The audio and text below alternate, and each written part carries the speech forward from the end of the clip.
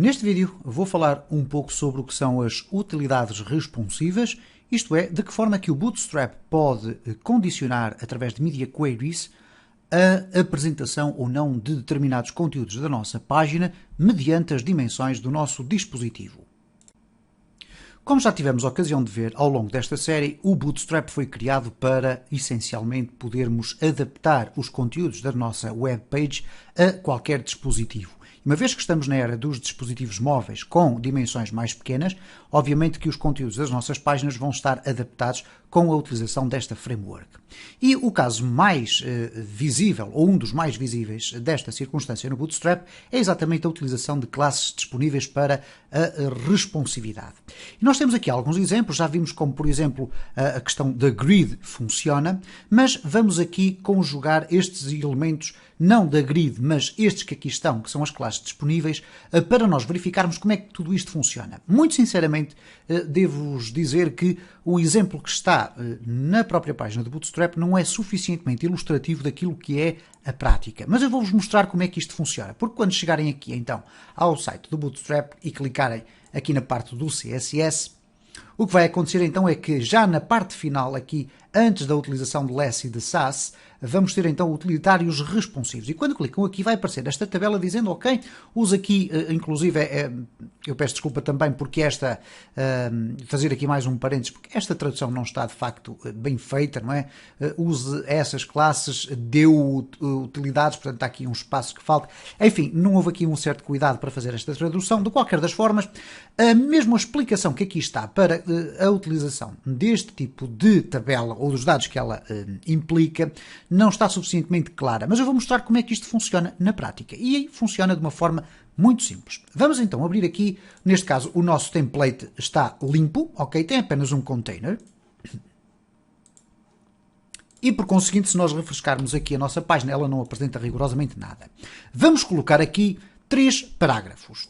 Então, 3 parágrafos absolutamente normais, ok? Eu vou colocar aqui este dispositivo é médio. E agora vou copiar este parágrafo, conteúdo, e vou colocar aqui, este dispositivo é pequeno e este dispositivo é muito pequeno. Ora, a ligação que nós temos relativamente a estas 3 frases é o facto de termos dimensões MD, de medium, o SD, de small e o XD de extra small. E, portanto, nós poderíamos referenciar estas designações que aqui estão relativamente a esse aspecto. Ora, o que acontece então é que eu posso atribuir aqui classes dentro dos meus parágrafos ou de outros elementos que eu queira. Se calhar aqui o parágrafo não será o exemplo mais fantástico, porque estamos a falar de texto pequeno. Então vamos fazer o seguinte, vamos colocar aqui H1 para termos texto grande, ok? Vamos ter aqui texto maior, que é para ficar mais fácil de ver. Então vamos colocar aqui H1 e aqui H1. Portanto, vamos ter aqui títulos a serem apresentados. Vamos verificar o que é que acontece agora se nós refrescarmos aqui o nosso template. Okay? Temos aqui, este dispositivo é médio, este dispositivo é pequeno, este dispositivo é muito pequeno. Imaginemos agora que nós queríamos que cada um destes textos aparecesse em circunstâncias diferentes. Okay? E, portanto, eles só iriam aparecer consoante as dimensões do meu dispositivo. E, portanto, quando eu carrego aqui no F12 para ter acesso a esta área da responsividade, o que acontece é que quando eu vou redimensionar, os textos obviamente não estão condicionados às dimensões do dispositivo e, portanto, eles vão ser todos apresentados. Eu vou aqui reforçar, inclusive, até a apresentação do background. Portanto, o que vai acontecer aqui, eu vou colocar aqui na classe, vou já colocar aqui um espaço, porque eu antes disto vou colocar então depois a classe que faz a parte responsiva, mas vou colocar aqui um BG Success, nesta vou colocar uma cor diferente, BG Info, por exemplo, fica com aquele azul de fundo, e o BG Warning, ok? O aviso. Portanto, se nós agora refrescarmos, vamos verificar o que é que acontece. Cá está então aqui com cores ligeiramente diferentes, ok? Para nós podermos ver claramente de forma distinta cada um dos elementos. Ora, o que acontece é o seguinte, se nós temos um elemento médio, e se consultarmos aqui então o que a informação do Bootstrap nos diz, ele diz o seguinte, se nós adicionarmos a classe Visible traço XS, e esqueçam agora este elemento que aqui está à frente. Não interessa. Vamos apenas utilizar Visible XS, Visible SM, Visible MD, etc. O que nós vamos fazer aqui é o seguinte. Vamos colocar lá estas classes em cada um dos parágrafos de forma correta. O que quer dizer que se eu tenho um dispositivo muito pequeno, eu só quero que este texto seja visível no Visible-XS. Se eu tenho um dispositivo pequeno, que é o Small, então eu quero Visible SM. E aqui, se eu tenho no médio, é o Visible MD, de Medium.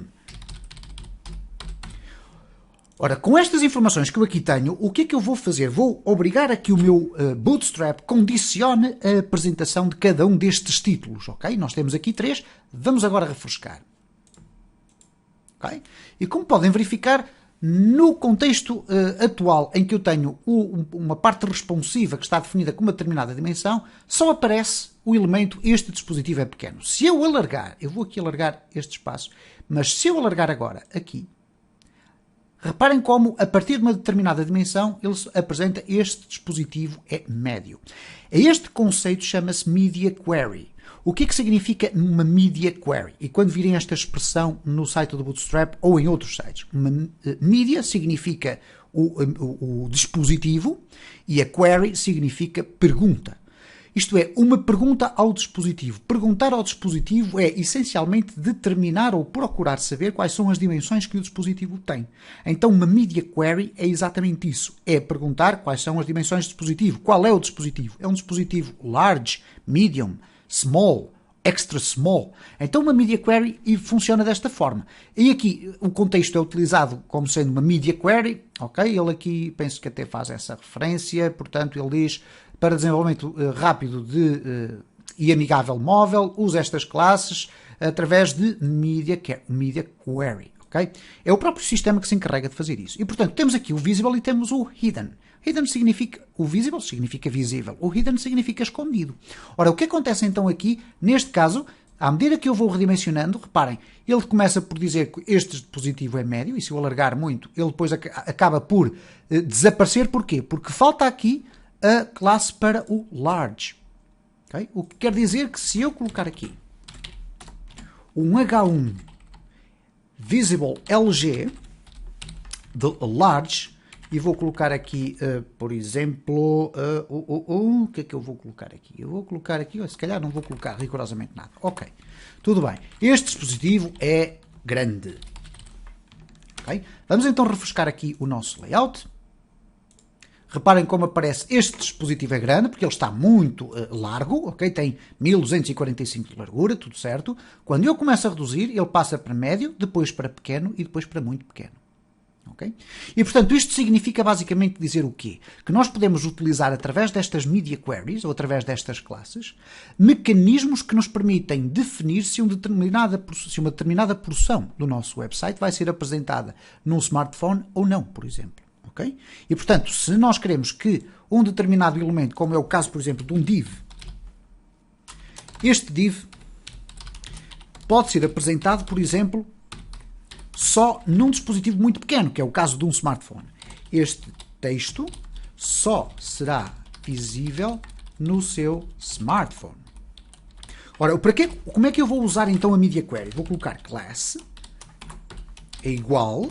E, neste caso, vou colocar aqui Visible XS Extra Small. Ora, vamos então verificar o que é que acontece quando refrescamos aqui o nosso layout. Ok, vamos aqui alargar, vamos refrescar e reparem, não aparece rigorosamente nada daquele meu parágrafo que ali está. No entanto, se eu for redimensionando, ok, reparem como aparece agora o texto do nosso parágrafo. E, portanto, este é um mecanismo extremamente interessante de nós podermos alterar de forma absolutamente radical o aspecto como o nosso website é visto. Isto, inclusive, poderá permitir, em muitas circunstâncias, que nós podemos criar dentro do mesmo body duas versões do website completamente distintas. Bastará para isso que nós alteremos o conteúdo, ou neste caso adicionemos classes que diferenciam a visibilidade e, por exemplo, podemos ter, eventualmente, eu vou aqui experimentar, ok? Vou fazer uma experiência. conteúdo, ok, conteúdo pequeno, ok? E vamos agora fazer aqui o seguinte, vamos colocar aqui mais um container, conteúdo muito pequeno. E agora aqui no container vamos adicionar visible SM. E aqui visible XS. Vamos testar esta implementação para ver se ela funciona. Ok? Vamos aqui alargar tudo isto. Reparem, o nosso website não tem qualquer apresentação visual. Porquê? Porque é um dispositivo grande. E nós, obviamente, deveríamos adicionar aqui mais classes, cada uma delas com o tipo de conteúdo que iria ser apresentado em cada uma das circunstâncias.